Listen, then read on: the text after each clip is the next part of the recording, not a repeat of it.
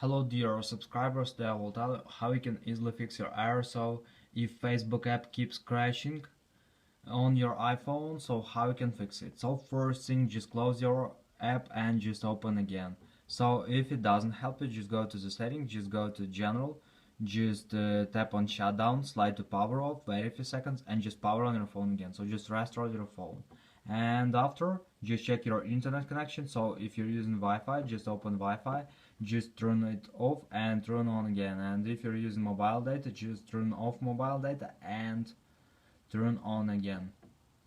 So also you can try to turn on airplane mode and turn it off. And if you still have this error, so just go to the general. In the general, just scroll down, just find here